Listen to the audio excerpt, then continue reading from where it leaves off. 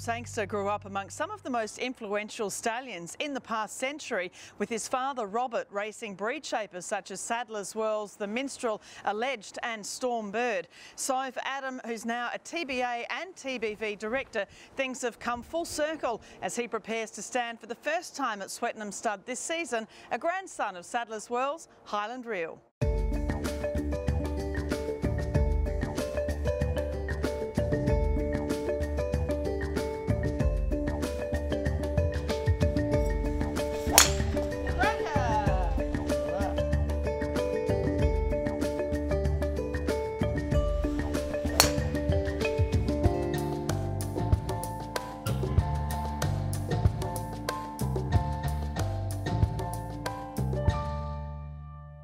Adam, it's always a pleasure to be here at Swettenham Stud, and the gardens look beautiful, the horses look fantastic, and you're right in the peak of spring. That's right, Caroline. I mean, thank you for you and Bred to Win coming up here to the great northeast of Victoria. And yep, we are in the heart of spring. We've had 52 foals already, and the stallions are going well, so it's all systems go. Well, I'm just so excited to see Highland Real. He is a real favourite of mine. You know, the family through Circles of Gold, Havega, great old Australian family, and by Galileo, which of course goes back to your links for so long with the Magnia family in Coolmore. That's right. I mean, of course, my father bred Sadler's Wells, who's the sire of Galileo, and that connection with the Magna family is so strong, and it continues to be strong through Tom and MV and obviously John himself. So it's great to be able to have Highland Real here, and he is a particularly popular horse.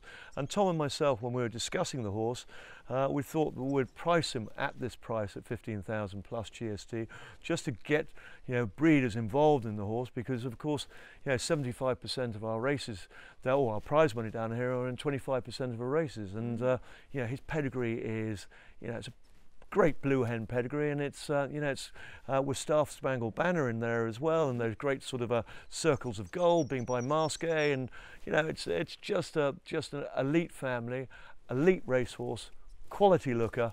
He ticks every box, Caroline. But Highland Real is not stopping out in front.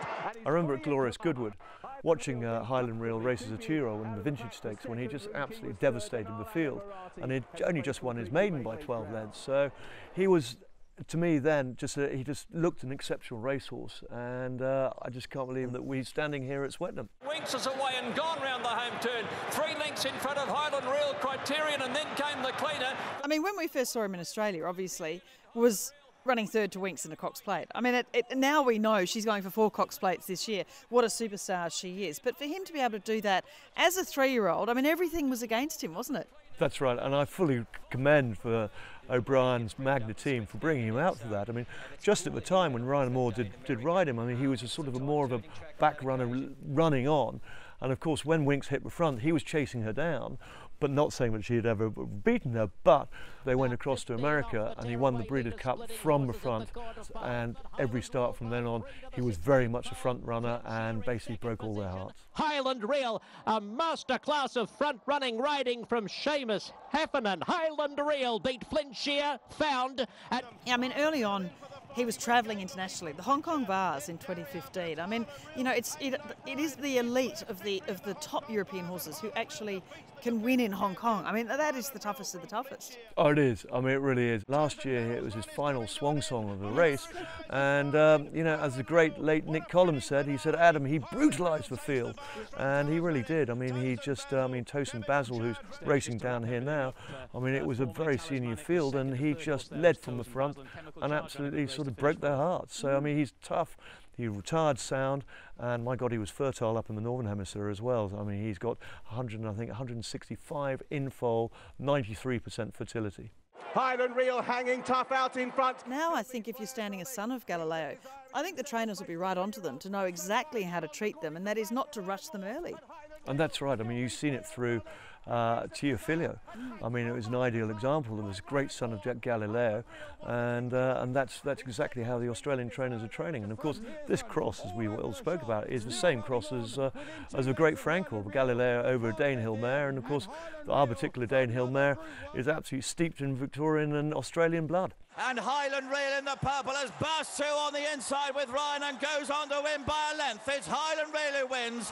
And I mean, it's fabulous to see the links, you know, from around the world with these stallion grooms and their love for these horses when they bring them or they take them from one country to the other. Oh, absolutely. And our groom at the moment who came from Coolmore looking after Highland Reel is Darren. And I've got to say, Caroline, I mean, he's a great asset to the farm, but also to the horse. And of course, looking after a stallion like that, and who's so active as him, it's just those little idiosyncrasies which we wouldn't have probably picked up, you know, in the short time he's here, because our breeding season is a lot shorter than it is in the Northern Hemisphere.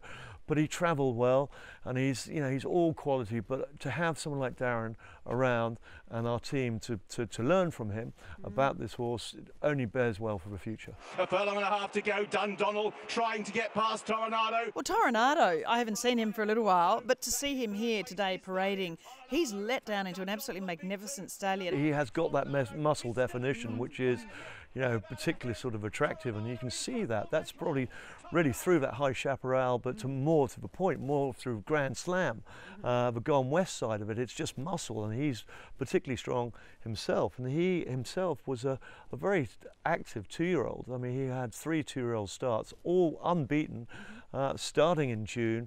Then a July Winkfield listed race winner at Ascot, and then he went on to win a Group 2 at the Champagne Stakes at Doncaster in late August. So his first starters in Europe have been particularly well received. He's already had 13 individual winners, of which 3 of them are stakes placed already. He's got a Group 1 runner, Watan, who won a very good race at Goodwood, and then was second in a Group 3 at York. We've got very high hopes of Toronado, not just in the Northern Hemisphere, but certainly down here. And I mean, already here in Australia, we were only just seeing the first of the 2-year-old trials in the last few weeks. And straight up, you know, the first main set of the Cranbourne trials, True Serendipity, was absolutely fabulous. Oh, he really was. And Matt Kamani always liked this particular colt when we sold him through the English Premier.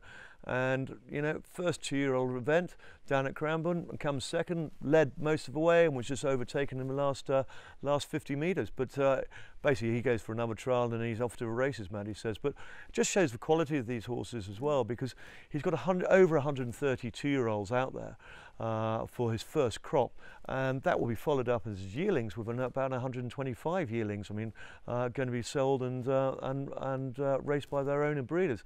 So he's got every chance. And of course, sons of High Chaparral are, you know, all the go at the moment, and it's yeah, let's hope that continues, because, you know, certainly with a son of High Chaparral like Toronado, he's got the quality, he's got the looks, and he was world champion miler. Rebel Dane starting to join in. And Rebel Dane, I mean, he's a lovely horse. He was always such a masculine horse when he was racing, and has those couple of Group 1s under his belt as well. And you know, these international horses are fabulous, but there's still a lot to be said for the good old colonial sprinter.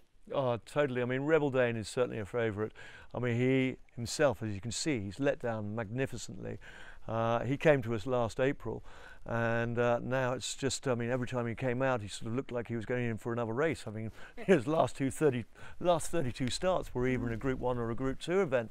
But now he's certainly let down, and we've seen a few of his foals, and you know, I think he's got some very exciting times ahead of him. It's so exciting coming down here. I mean, you know, you obviously with TBV and representing Victoria so strongly on the national stage, you know, you're so passionate about what's happening here in Victoria, and it is really wonderful to see so many, you know, new stallions, lots of really new blood in the mares in Victoria, and really things are, you know, on the up in a massive way. Oh, that's right. I mean, Victoria is particularly strong in the breeding aspect for all the broodmare farms, but yeah, here in the northeast we do boast a significant amount of the breeding industry. But of course, there's that round Geelong and down in Mornington Peninsula. It's very vibrant here, and it's you know, we've got a few very big new entities come in, which Yulong, who are just my neighbours down the road, you know, has got it's a particular sort of strong force. And with Vobis and Vobis Sires, which is a new entity which has been brought into it, so that you know, anybody who goes to a Victorian bred stallion basically races for $1 million 2-year-old race, and subsequently will be $1 million 3-year-old race over 1,600 metres.